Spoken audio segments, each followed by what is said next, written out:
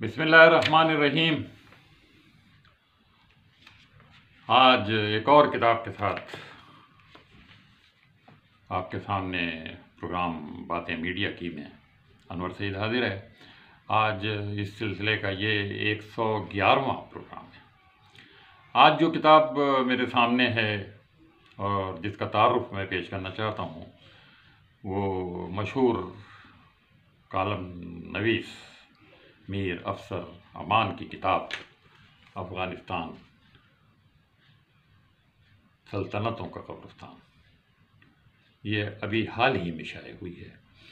اور اس کی رونمائی کی تقاریب بھی ابھی منعقد ہو رہی ہیں مختلف شہروں میں۔ میر صاحب بڑے زود نویس ہیں اور اب تک ہزاروں کالم لکھ چکے ہیں۔ اس سے پہلے کئی کتب بھی ان کی شائع ہو چکی ہیں اور وہ کتب بھی کالموں اور مضامین پر ہوں۔ مزے کی بات یہ ہے کہ ان کے جو کالم ہیں وہ تقریباً 50-60 اخبارات میں شائع ہوتے ہیں۔ خود ان کے بقول انہوں نے ایک فہرست اخبارات کی رکھی ہوئی ہے، چھوٹی اور بڑے اخبارات کی، جرائد کی، تو ان کی تعداد 150 سے بڑھ کر 170-180 ہو گئی ہے۔ وہ ان سب کو یہ کالم بھیج دیتے ہیں، جس کی مرضی آتی ہے وہ چھاپ دیتا ہے اور چھاپتے ہیں بہت سارے لوگ۔ تو ان کالموں کو جمع کر کے یہ ان کی نئی کتاب ہے جو اس وقت میرے ہاتھوں میں ہے، اور یہ کتاب بھی ان کی شاید مقبول کتابوں میں سے ایک کتاب ہونی چاہیے۔ اور وہ کہتے ہیں کہ میری اور جو کتابیں ہیں وہ بھی ماشاءاللہ لوگوں نے بہت پسند کی ہیں اور وہ پڑھی گئی ہیں۔ افغانستان ان کا دلچسپی کا مضمون رہا ہے اور حالیہ 20-25 برسوں میں افغانستان میں ہونے والے واقعات کے نتیجے میں خود پاکستان پر کیا اثر پڑا ہے، خطے پر کیا اثر پڑا ہے، ان کے سارے کالمز انہی باتوں کے گرد گھومتے ہیں۔ اس کتاب میں لازمی طور پر پاک افغان تعلقات کا جائزہ لیا گیا ہے، یہ ضروری تھا۔ شاہ ظاہر شاہ کے زمانے سے پھر سردار داؤد اور اس کے بعد پھر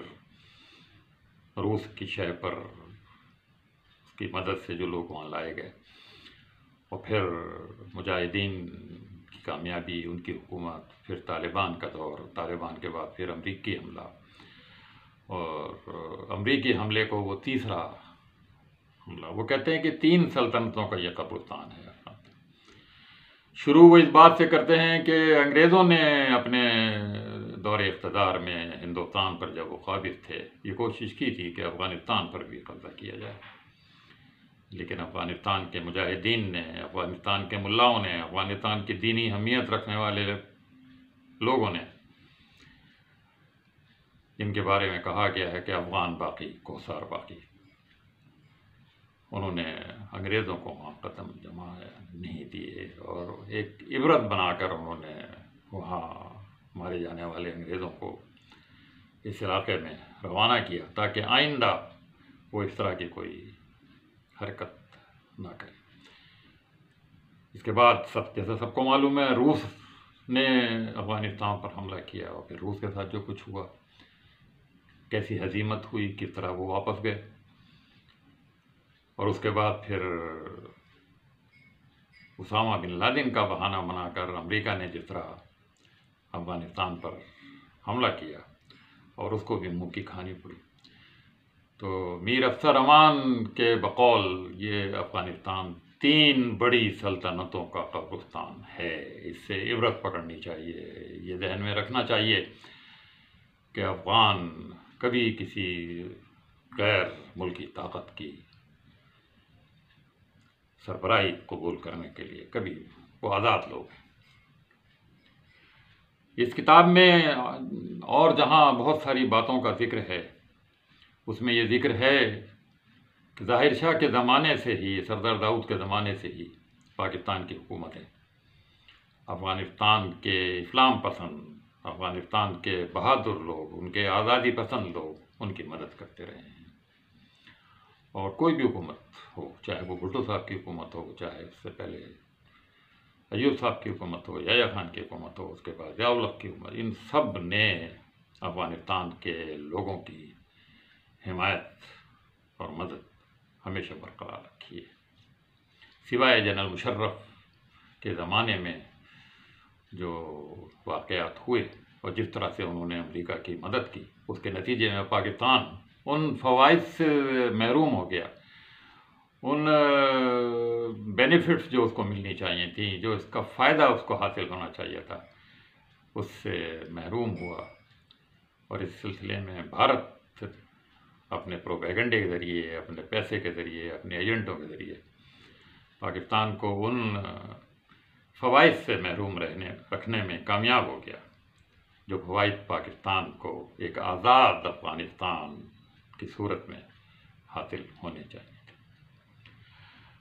بہرحال وہ ان سارے واقعات کا ذکر کرتے ہیں، اور ان کے بعد پھر وہ خود طالبان کے وجود میں آنے کا ذکر کرتے ہیں، تحریک طالبان پاکستان کا ذکر کرتے ہیں، ملا عمر کے حوالے سے جو باتیں مشہور ہیں ان کا انہوں نے اپنے چند کالموں میں بہت ذکر کیا ہے۔ وہ ہندوستان کے کردار کے ساتھ ساتھ پاکستان کی کچھ سیاسی جماعتوں کے افغانستان کے حوالے سے کردار کے بارے میں بھی بات چیت کرتے ہیں، خاص طور پر وہ ANP اور اس سے پہلے نیپ، نیشنل عوام پارٹی، اور اس کے لیڈرز خان عبدالغفار خان اور خان عبدالولی خان، ان کے حوالے سے بھی وہ انہوں نے اپنے کالموں میں اور ان کو ہدف تنقید بنایا ہے۔ وہ آج کل پاکستان میں موجود پشتون تحفظ موومنٹ کے بارے میں بھی اپنے کالموں میں بہت کچھ لکھ چکے ہیں، وہ بھی اس کتاب کا حصہ ہے۔ ایران جو افغانستان کا پڑوسی ہے، ایران سے طالبان کے تعلقات کیسے تھے اور کیسے ہیں، اس بارے میں بھی انہوں نے اس کتاب میں بہت تفصیل سے ذکر کیا ہے، اور خاص طور پر انہوں نے جمعہ خان صوفی کو، جو ایک پرانے اشتراکی لیڈر تھے اور ہمیشہ وہ کسی نہ کسی بنا پر جلاوطنی کی زندگی افغانستان میں، لیکن اب انہوں نے ان سارے واقعات کو جس طرح سے نریٹ کیا ہے، جس طرح سے ان کو مرتب کیا ہے، جمعہ خان صوفی کے حوالے سے وہ بہت ساری باتوں کا اس کتاب میں۔ بہرحال یہ بڑی اچھی کتاب ہے، بڑی معلومات ہے، اس کے بہت سی آراء سے اختلاف کیا جا سکتا ہے، بہت ساری جو اس میں موقف اپنائے گئے ہیں، جو مشورے دیے گئے ہیں، وہ ان پر بہرحال غور کیا جا سکتا ہے۔ یہ میر افضل رحمان کی کتاب ہے، تازہ اور افغانستان سے دلچسپی رکھنے والے لوگوں کے لیے، اور سیدھی بات ہے، پاکستان افغانستان سے عدم دلچسپی کا مرتکب نہیں ہو سکتا۔ پاکستان کے دانشوروں کو، پاکستان کے شاعروں کو، پاکستان کے ادیبوں کو افغانستان کے حوالے سے کچھ نہ کچھ کہتے رہنا ہے، صرف نظر نہیں کر سکتے، وہ پڑوسی ہے، پڑوسی بنائے نہیں جاتے ہیں، پڑوسی بنے بنائے ہوتے ہیں، بھائی بنائے نہیں جاتے، بھائی ہوتے ہیں، دوست بنائے جاتے ہیں۔ اب ہم افغانستان کو کس طرح سے اپنا دوست بنا سکتے ہیں، اس بارے میں بھی اس کتاب میں کچھ تجاویز ہیں، غور کیجیے، پڑھیے، پھر انشاءاللہ کسی اور کتاب کے ساتھ انور سعید آپ کی خدمت میں حاضر ہوگا۔ آپ اسے اجازت دیجیے۔